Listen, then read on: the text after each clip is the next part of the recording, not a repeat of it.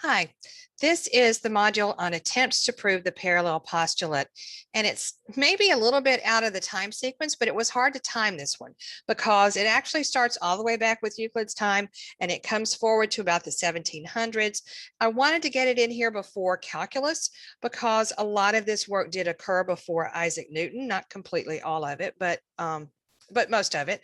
And I wanted to make sure also that we got it in before Gauss because the natural extension of this one is our next to the last module, which is Carl Friedrich Gauss. And that's where we'll get to the development of non-Euclidean geometry. So this isn't the development of non-Euclidean geometry, it's what had to happen before it could be developed. So I've got a PowerPoint, imagine that, to walk us through the main ideas. So I'm going to use that to help me stay on track. And let's see here. Come on. Okay, so just to remind you about Euclid's fifth postulate.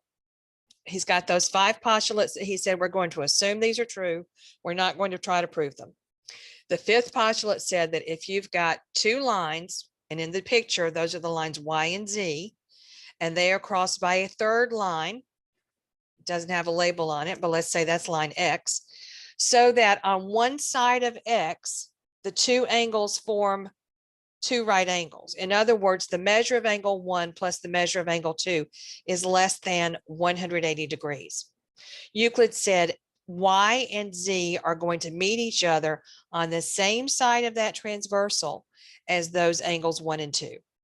Okay, that's the way Euclid stated it. In his elements, he did not use it until proposition 29, which was part of what raised a red flag for people.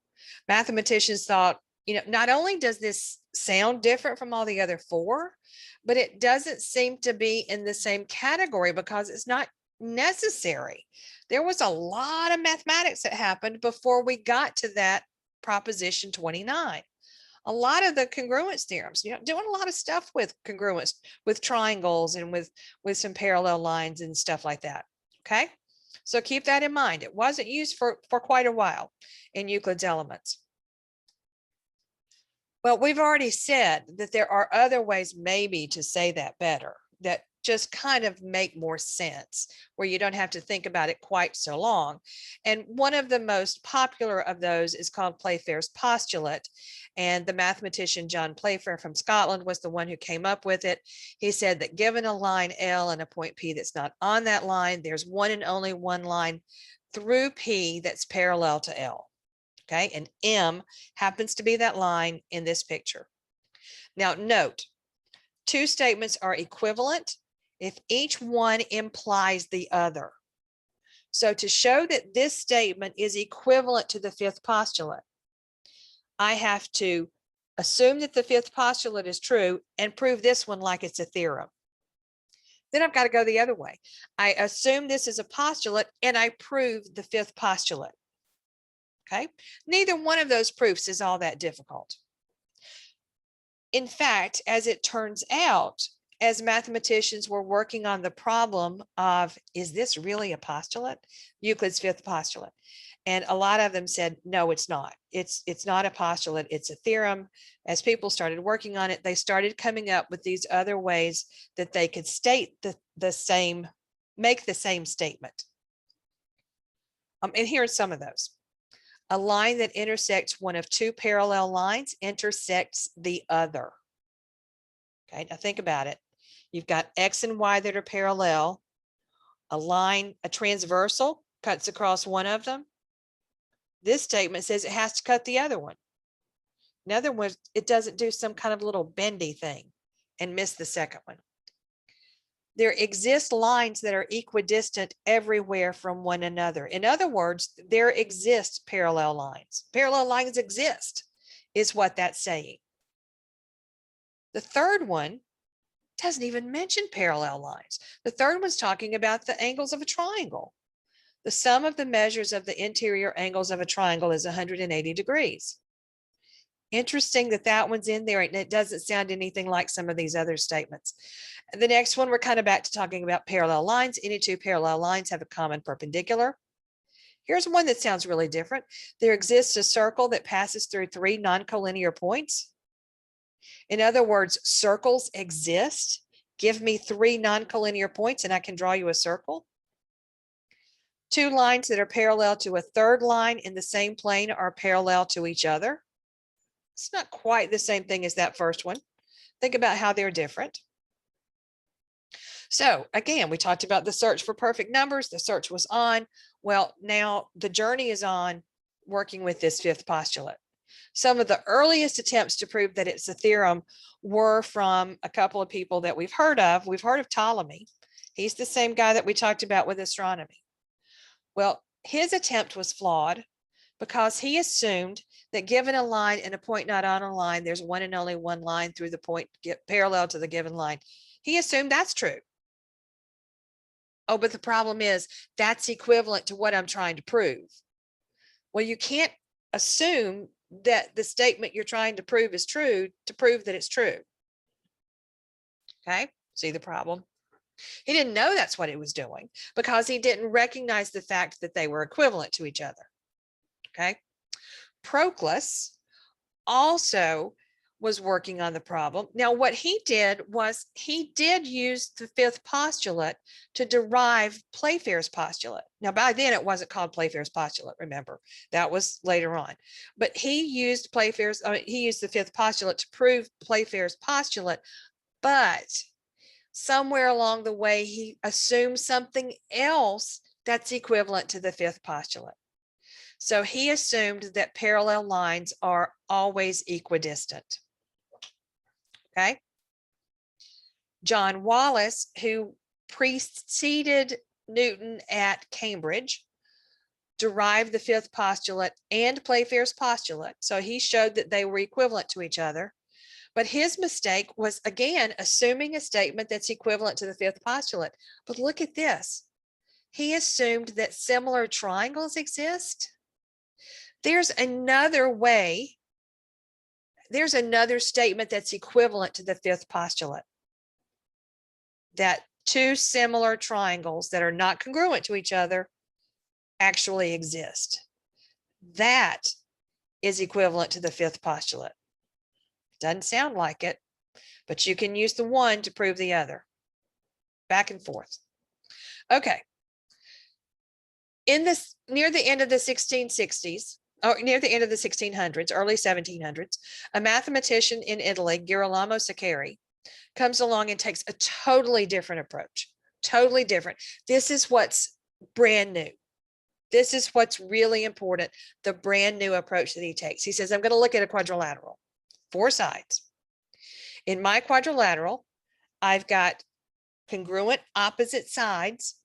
So look at the drawing. AB and CD are congruent to each other. Angle B and angle C are congruent to each other. So those base angles are congruent. In fact, they're right angles. Okay. That's what's given. That's what we know about that quadrilateral. And just for some definitions, he calls B and C the base angles and A and D the summit angles. Well, he starts with that quadrilateral and he proves all kinds of stuff about that quadrilateral, never using the fifth postulate. Okay, he's able to prove that angles A and D must be congruent to each other. All right, he's able to prove that the diagonals of this quadrilateral are congruent to each other. He's able to prove a whole bunch of stuff, you know, and of course, the first 28 theorems that Euclid proved, he would be able to prove because he's not using that fifth postulate. Now, what he's going to do is try to figure out something about angles A and D. So here's his problem and here's his strategy. He said, oh, I need to fix this before I put it on, before I put it up on our page. He says that those two summit angles are either, they're both obtuse. Remember, they're congruent to each other. They're both obtuse, they're both acute, or they're both right angles. And he said he knows where he's going with this. He knows what the end of the story is supposed to be. If he can eliminate the obtuse angle hypothesis, if he can eliminate the acute angle hypothesis, if he can show those two are not true, then it has to be true that they are both right angles. Correct? They've got to be one of them. They're congruent to each other, so they're either both obtuse, both acute, both right. And if they're not obtuse and they're not acute, they both must be right. And he's all ready to say, well, if I can prove that they're right, I can prove the fifth postulate. So he's ready to go with that. He's just got to prove that they are both right angles. Well, he eliminates the first two hypotheses. He eliminates the first hypothesis because he says lines are infinite in length. And that might give you a hint about non-Euclidean geometry. In some non-Euclidean geometries, lines are not infinite in length. But if a line is infinite in length, there's no way those two summit angles could both be obtuse. So then he tries to eliminate that second hypothesis. He tries to eliminate that they can't be acute. It seems like it seems like the only way they could be acute would be if that top side would be able to bend. But, you know, he works. And finally, he thinks he's got it, but he really doesn't. He mistakenly assumes that a point at infinity is in the plane. So he assumes something that he can't really assume. How did he know that? That's not something you can assume. That wasn't a postulate. But if you give it, he says, if you give it to me, then I've done it. And he thinks he's done it. He thinks he has legitimately eliminated that hypothesis. And there's his book. He's eliminated the obtuse angles, the acute angles. They've got to be right. Therefore, he proves the fifth postulate. It's a theorem. I've done it. And he names his book. Now, it's written in Latin, but the title of it, when you translate it, is Euclid Vindicated of Every Blemish. And the blemish that he's talking about is that fifth postulate. I also frequently see the book titled Euclid Freed of Every Flaw. And again, the flaw is that fifth postulate. His book came out in 1733. Now, again, you can go a really long way with the obtuse angle hypothesis. A lot of things you can prove. A lot of things you can prove with that acute angle hypothesis. But it's not possible to eliminate that acute angle hypothesis given what he's doing. Now, he was this close to having non-Euclidean geometry. If he had just admitted, I can't do it, it cannot be done. Let's see what geometry would look like if those were acute angles. What would my geometry be? If they're right angles, okay, fine, that's Euclidean geometry. But what if they're acute angles? Then it might be Sicarian geometry.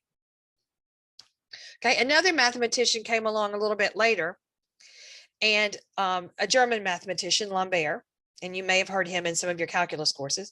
And Lambert's strategy is similar, except the Lambert quadrilateral has 3 right angles. Doesn't talk about congruent sides. 3 right angles, and he looks at what's going on with that 4th angle. So he's got the hypothesis of the obtuse angle, the acute angle, and the right angle also. That 4th angle, well, it's either obtuse, acute, or right. He tries to eliminate the first 2. He knows that if he can eliminate the first 2, he'll be able to, the 3rd one has to be there, and he can prove the 5th postulate. Unlike Sicari, he did recognize that he could not eliminate those first 2 hypotheses. He knew that he didn't do it. So if he had taken that little tiny next step and said, so let's see what it looks like if we take those, if that angle is acute, what does the geometry look like? If that angle is obtuse, what would the geometry look like? We would have had non-Euclidean geometry a little bit sooner. All right, I mentioned, and I didn't say this before, but at the end of that first statement there, reductio ad absurdum, we've seen that before. That method of proof is reduction to absurdity, proof by contradiction. So I'm going to prove something is true by assuming something else and getting a contradiction. So Lambert and both Sakari are trying to get a contradiction. They're assuming that it's an obtuse angle or two obtuse angles. They get a contradiction. They want to get contradiction when they assume the acute angle. Didn't happen. And if they got those contradictions, then they could say, okay, it's got to be the right angle. All right, so this is the 1700s. We're coming up on mathematicians who are ready to take that next step. They're going to say, all right, what if that fourth angle is an acute angle? What would geometry look like? And there are three mathematicians who are working on this at just about the same time. Isn't that amazing? The times when we have seen mathematicians who are working on similar problems or the same problem at the same time. We're going to see that with calculus as well. So this is going to come up again in our next to the last module when we talk about Karl Gauss. And this is the end of the module for the attempts to prove the fifth postulate. The next module is on calculus, and it's going to be longer than this one. It's going to make up for this one being kind of short. See you there.